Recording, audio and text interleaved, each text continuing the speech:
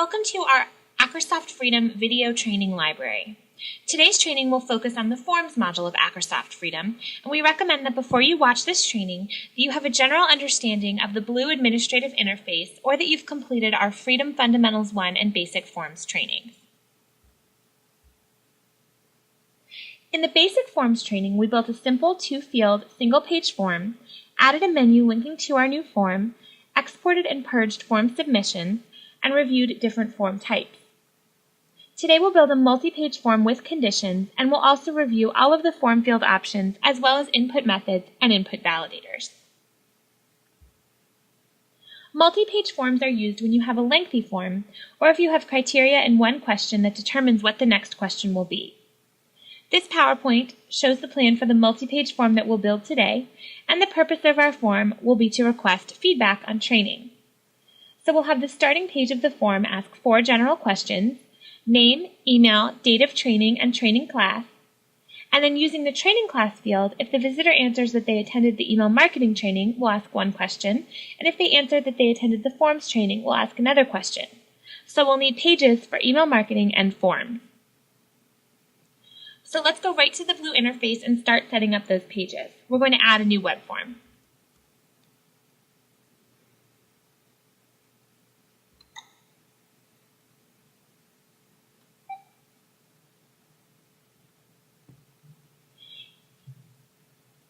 From the Web Forms tab,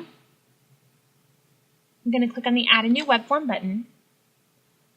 And some users do not have access to form creation, and this depends on settings specified by your system administrator in the green interface. If your Forms module does not have the Add a New Web Form button that we just clicked, please contact Acrosoft. On this screen, you see a templates library that you can choose from when you're building your form, and these templates are a starting point. For example, if we preview the Contact Us form, you see many fields that you would typically see in a Contact Us form have been set up for you.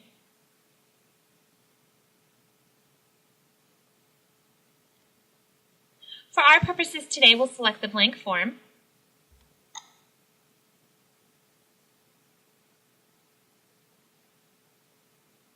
And we'll name our new form Training Feedback.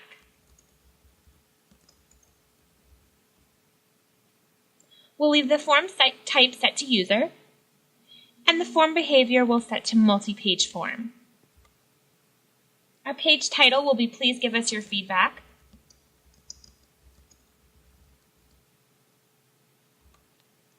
And we don't have any of our fields set up yet, so for now we'll leave display fields blank. Let's check the Send Notification Email checkbox and enter the email to be notified whenever someone completes this form. So for our subject, we'll enter Training Feedback Submitted.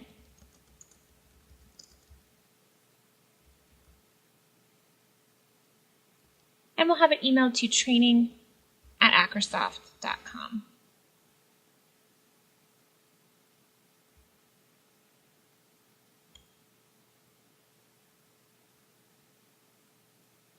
Next, we'll create a confirmation page, and again, until I create fields in the form, field options are not available. We'll need to come back later to add those. So for now, I'll enter, "Thank you for your feedback."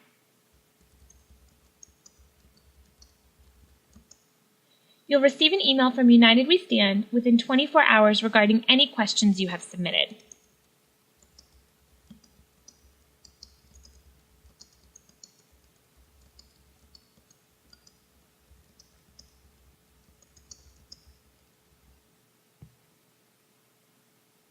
Then we'll check the Send Confirmation Email checkbox.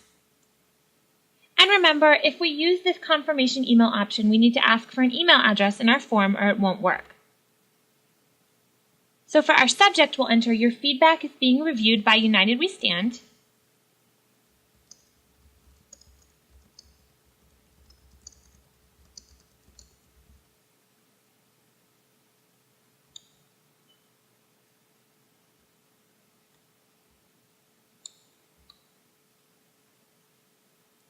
And again, we can't add in field names yet because they're not available, so we'll enter in some text.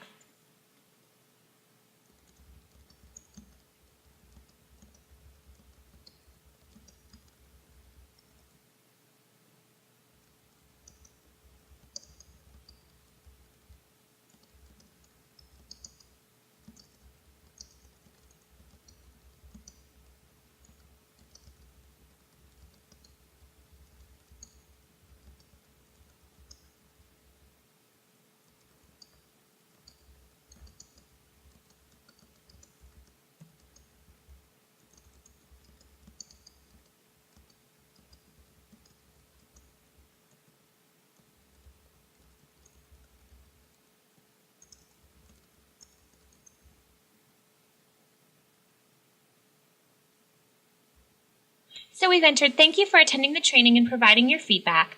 Your feedback is being processed and a member of the United We Stand training department will be contacting you regarding any questions you may have submitted. We look forward to seeing you in the next training. Click here to see our full training events calendar. Sincerely, Megan McDonald. So we're going to add a link to our homepage for visitors to view our full training events calendar. So to do that, I'm just going to highlight my text, click on the link wizard, and add a link to the United We Stand homepage. So I'm choosing web pages from the module drop-down list. And then from the list of web pages, I'm just going to click on Home. And then we can save.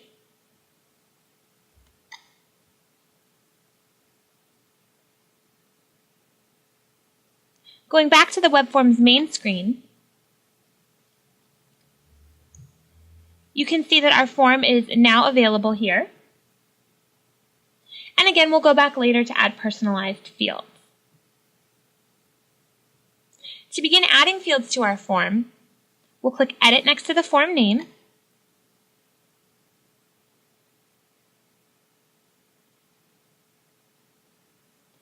And in the top section, you can see that this looks different than the layout of a single page form because we're doing a multi-page form today. So from this drop-down, you can see the pages of your form. Currently, we only have the one that is automatically set up when you start a form. But on this screen, you can add new pages to your form, and you can also preview the form flow. We'll preview the flow after we add to our form.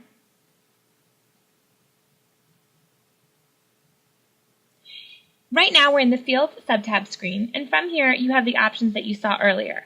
Add a new field, copy from another form, and preview. You have the HTML tab you saw earlier right here, and you also have a Conditions tab. And this tab is only used with multi-page forms. So the first field I want in my form is the name field, and I know that I have this field in my Contact Us form, so I'm going to select Copy from another form. And copying fields from another form saves time, and you can use this option when you're adding in fields that you've used in other forms. From here, I can select any of my forms, so I'll select the Contact Us form.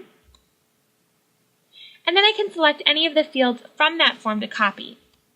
So I'll select the Your Name field, and then click Copy Field.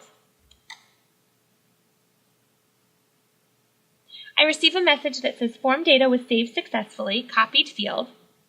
And now if I select back, you can see that the name field has been added to my form. So now that I have a name field, let's go back and personalize our confirmations. So I'm going to select Edit from this page and make sure that Training Feedback is selected from the drop-down menu.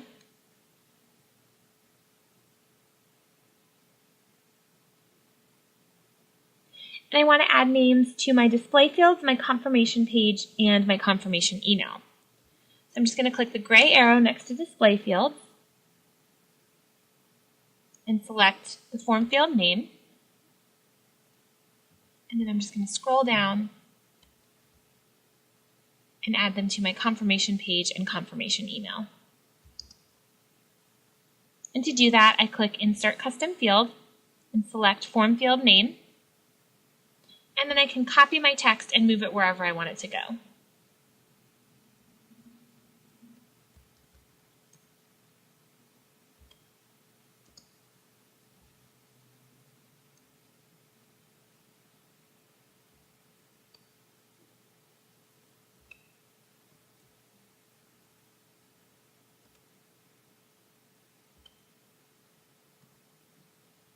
And then save.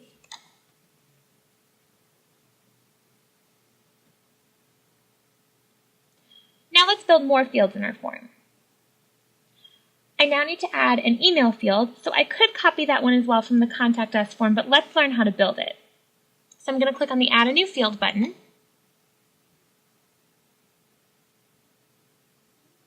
And the first box we see here is Order. The system will order the fields numerically by the order in the order box. By entering in multiples of 10, if you need to later, you can add a field in between two existing fields. But if you'd rather let the system auto-populate the numbers, just leave it blank and the system will order the fields in the order that you created them. Since my name field was automatically assigned the order number 10, I'll use 20 for this field. Then the field type selector specifies what type of field you're adding. So let's talk about the different field types. A custom field is one that can be customized by you. A standard field collects basic information like name, email address, phone number, or company, and a static field is used for you to enter in static text, and this is useful for giving directions on your forms.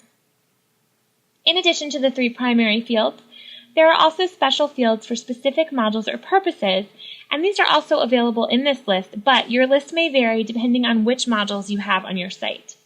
Some of the field types that you could see here are used for email marketing, commerce ordering, collecting credit card information, collecting job resumes, membership signups, or trouble ticket issue submission. Since we're creating an email field, we'll be using a standard field.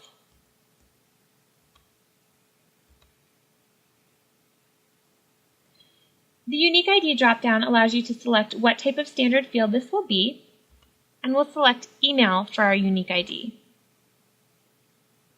And then Input Method allows you to select what kind of input will be visible to those filling out the form. So let's review each of these options. And to do this, we'll go over each input method using a demo form that I've created.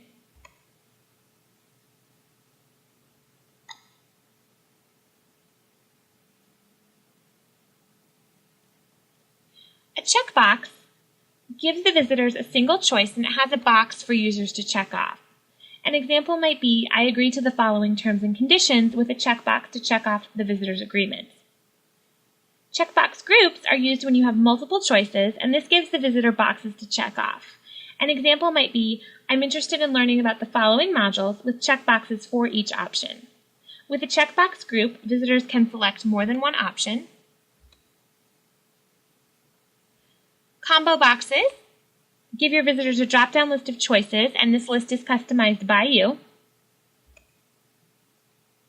The date field is used for dates, and it gives the visitor a calendar to select a date from.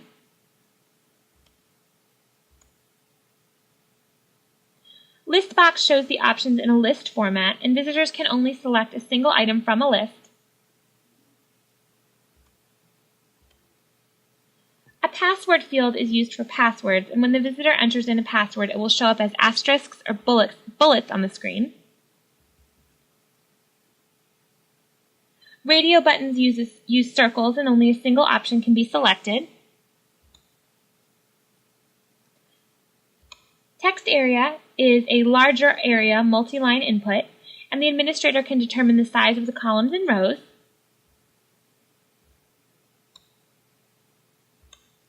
A text box is like a text area, but for single-line input. The time field allows your visitors to enter in the time by hours and minutes. And then on the bottom of this screen, I've set up a radio button with decrementing fields. And here you see a number associated next to each option. This allows you to limit the number of selections available. So maybe there are only 10 slots available for a specific training. When you set up your form, you can indicate how many slots are available. And then as forms get submitted by visitors, the numbers will decrease. Once they reach 0, the option becomes grayed out. Now back in blue, on the list,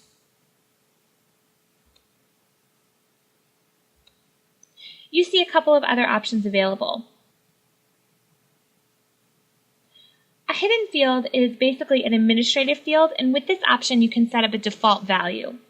For example, maybe you want everyone in your form to be part of a specific group, but because everyone is going to be the same, you don't want to ask them.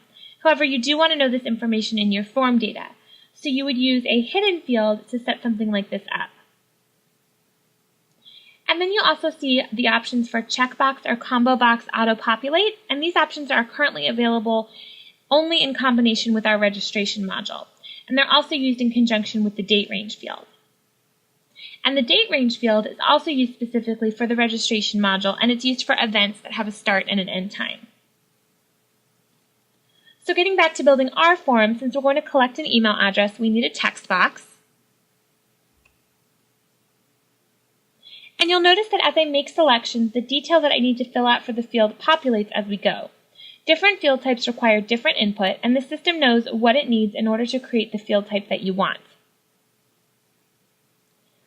Label determines what text accompanies the text box so site visitors know what information is being requested. So we'll enter "what is your email address" in our label field. Output format determines where the label appears in relation to the text box, and here I'll use the first option, but later on I'll use a different option so you can see how they appear on the actual form. Next, we're going to set that the field is required, and we'll set up a validator to make sure that the correct information is entered into the field. So first, I'll set the required selector to yes, and that means that users will not be able to submit the form if this field is left blank. Then next is input validator, and here you have a drop-down list of some options. So let's review those. First, alpha is for text only, and numeric is for numbers only. Alphanumeric is for text and numbers, and alphanumeric with spaces is for text, numbers, and spaces. For example, if you're adding a name field, you might think that it should just be alpha. However, alpha will not allow for spaces, because what if the person has a name with spaces in it, like Mary Sue, for example? So your best choice here would always be alphanumeric with spaces. And then date will require your date to be in a specific format. And the others, credit card, email, zip code, and URL, and phone number, are self-explanatory. Basically, on these, the system knows what to look for in terms of, for example, a proper email address, and will only validate addresses that fit the email criteria. So we need to select email from our input validator list, and users will get an error message if they don't enter a valid email address in the field. If you are going to make the field required, then you need to enter the error message in the alert message box, and you can't leave this blank when you're using a required field. So we'll enter "please enter a valid email address" in the alert message field. And we could enter a default value that will appear in the field as soon as the visitor loads the page, but we'll leave that field blank for this form. And for size, unless you have a specific length in mind, a good standard length to use is 40, and the size sets the width of a field.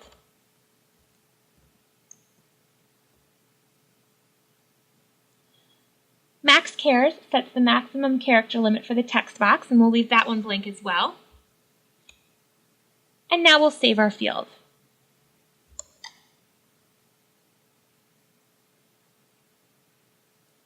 And we're now back at the main field screen where we can preview our form and see what it would look like so far on the live site. So let's do that.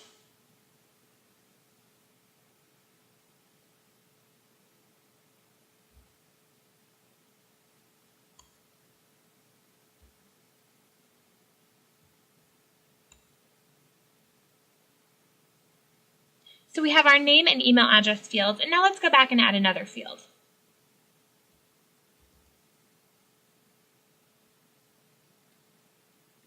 I'm going to click Add a New Field. We'll enter 30 in the order box. And now I want to ask the visitor to tell me the date of the training class that they took, and this would be a custom field. So we'll enter class date for the unique ID, and we'll select date for the input method.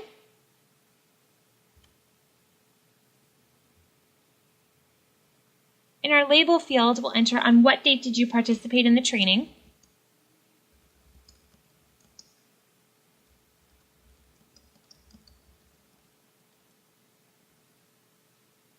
We'll set required to yes. We'll set our input validator to date. And we'll enter please select a date from our calendar in the alert message field.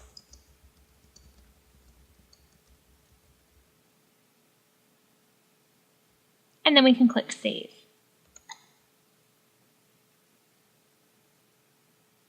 Now let's add a field to ask the visitor to select a class from a customized drop-down list. So again, we'll add a new field. And this is a custom field as well. Our unique ID will be class. Our input method will be combo box. Our label will be what class did you participate in?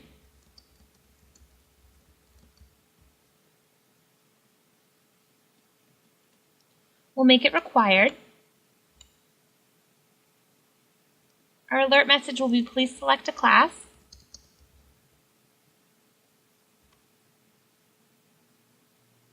And then for our classes, we'll use 4 classes here, but during the training, I'm only going to build out the form for the email marketing and forms options. So let's go ahead and enter that.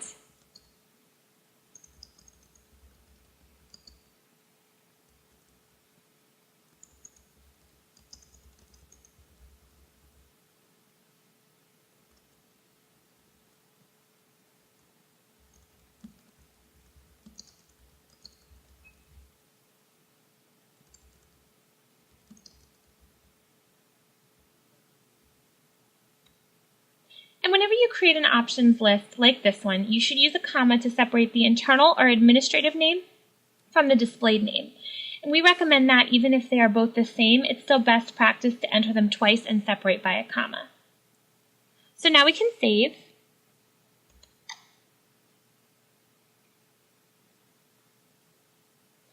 And I want to ask a different question now depending on which class the visitor took.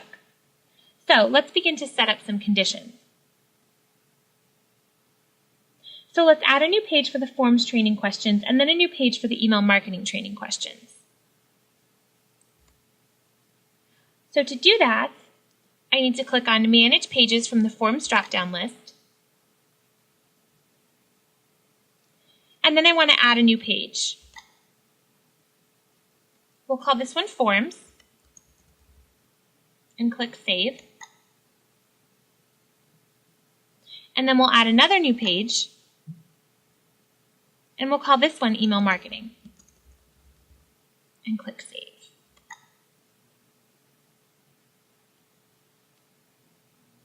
Now let's edit the Forms page. And we do that by going back.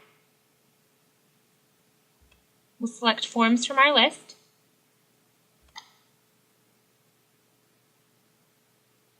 And we'll add a few fields to this page.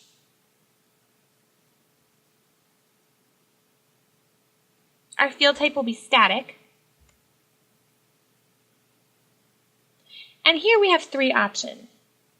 With HTML in a table cell, you'll see the editor, and this is used to create an introductory paragraph in your form. The output will be placed in a table cell, which will line up nicely. Freeform HTML is for writing your own HTML, and this is a more technical option that you should only use if you know HTML. Hidden Form Submissions label will not be seen by visitors, but it will appear as a divider in your form printouts, and it helps to see groupings. Let's use a Hidden Form Submissions label so I can show you how these work. So we'll choose that from our input method list. And for our label, we'll use Comfort Level. And then click Save. Now, on this label on your web form screen is in bold as a separator. And this comes in useful with lengthy forms and will also separate your form submissions, which I'll show you later. So now let's add a question asking the visitor if after the training they feel comfortable building a form. So again, we'll add a new field. We'll make this one custom. We'll call it Forms Comfort. And our input method will be ListBox.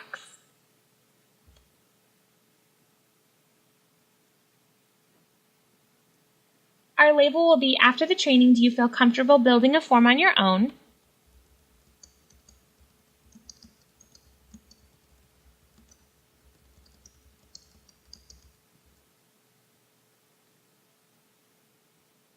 And since we have a lengthier label here, let's select the middle output format, which will put the label above the field, which will have a better flow on our form.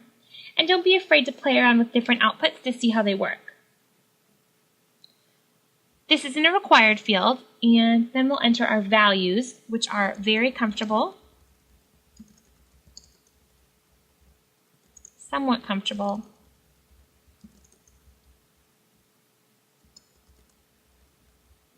and not comfortable.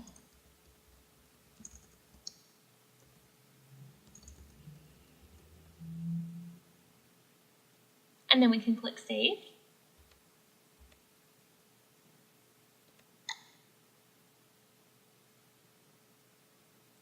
And now let's add a couple of fields on the email marketing training page. So again, I'm going to select email marketing from the drop-down list next to form. And we'll add a new field. And just like we did with our forms page, let's first add a static field. Let's use HTML in a table cell. And then we can use a colored font for our directions to separate it from the regular question. So our label will be thank you. And then in the editor, we'll write thank you for participating in our email marketing training. Please answer the following questions about the training.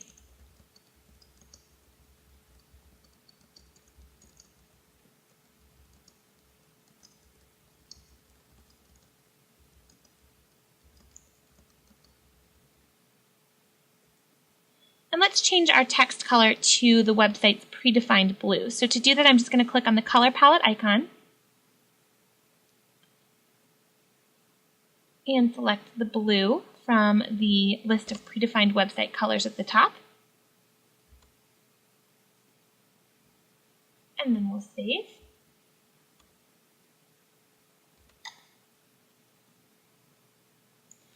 And let's add a question as well. So we'll add a new field again. Our field type will be custom. Our unique ID will be email import. Our input method will be radio buttons. Our label will be after the training, do you feel comfortable importing email addresses?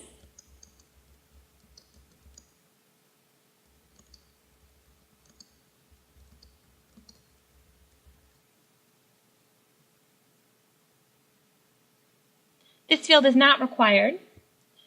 And again, we'll enter the same values, very comfortable, somewhat comfortable,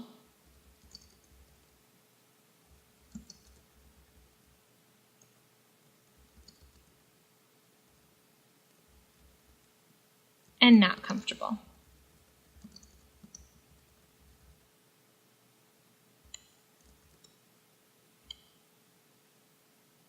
And then we can save.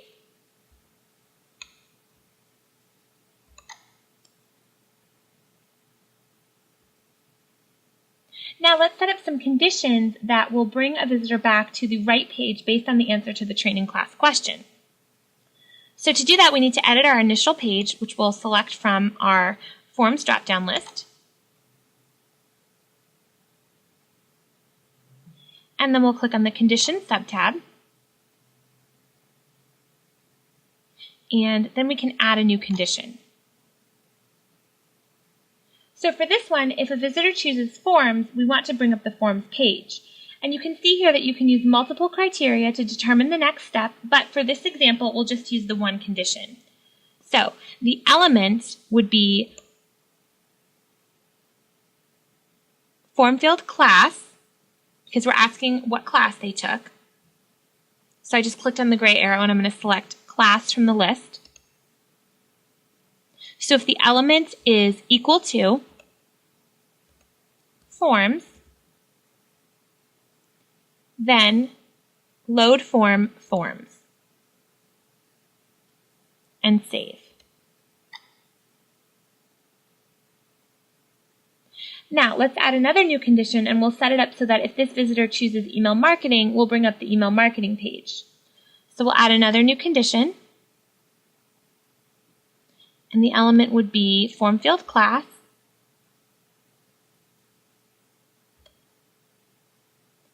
so if the element form field class is equal to email marketing, then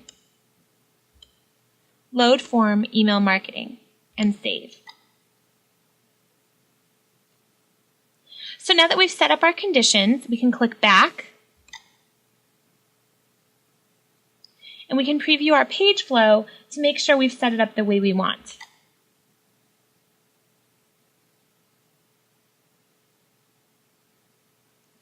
It looks good, so now let's test our form. But first, let's set it up through a menu because submitting a form does not work in preview mode, so you can't actually go through the live conditions of a multi-page form unless you view it on the live site. So let's go to the Menus module.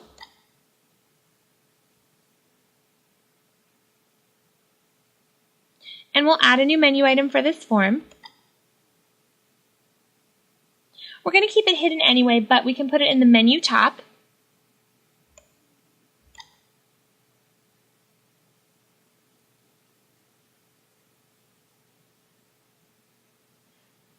We'll call it Training Form. And then we'll use the wizard to link it to the form that we created.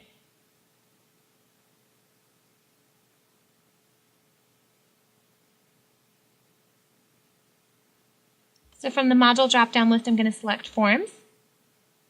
Next, Training Feedback.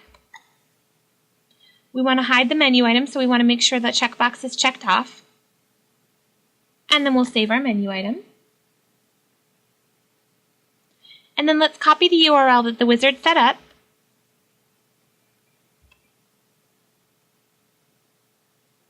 And we'll go to our white interface.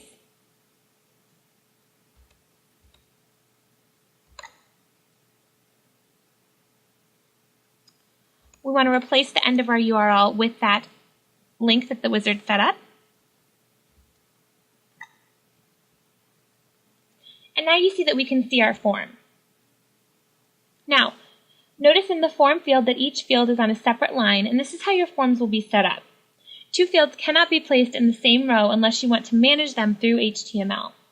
So let's go ahead and start filling out our form to see how it works so far.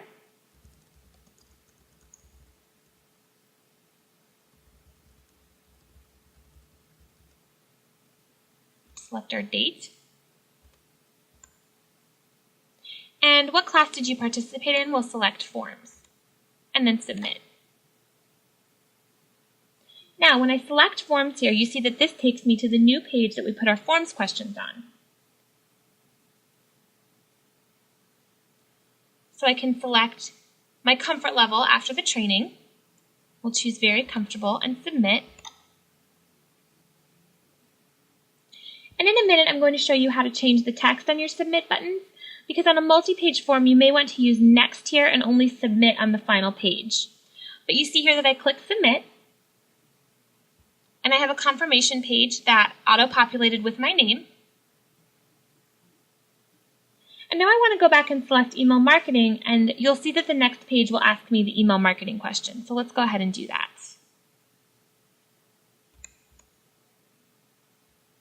Go back, select Email Marketing from the list, Submit,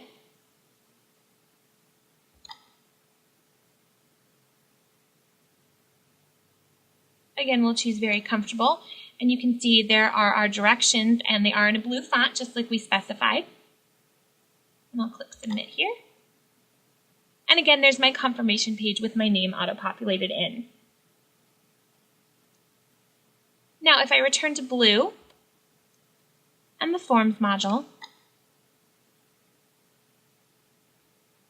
and look at Form Submissions, I can see the submitted information, the top two submissions, and the information that appears varies based on what conditional information the visitor filled out.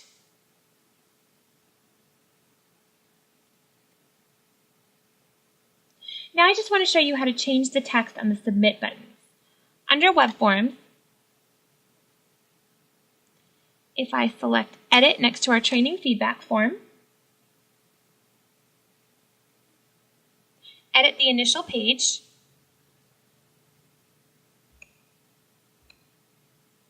and then click on the HTML subtab, I can change the Submit text button here. On a multi-page form, I might want to use Next for each page except the last, and this is where you would change the text on this button. You can also add previous buttons to your multi-page forms, but that would only be appropriate on the latter pages of your form. And we're looking at the HTML of the initial page right now, so we won't add a previous button here. Instead, I'll just type next in the submit button text field, and then save.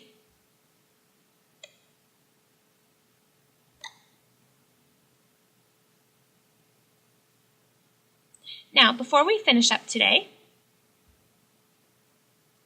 let's go into my email account and see both of the feedback notification emails and the confirmation emails that I should have received.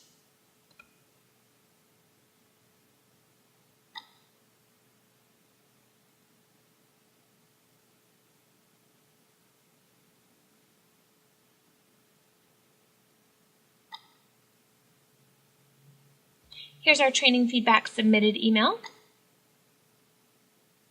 with all the information that I filled out. There's our confirmation email. Another training feedback submitted email for my email marketing page. And there's my confirmation email for that one as well.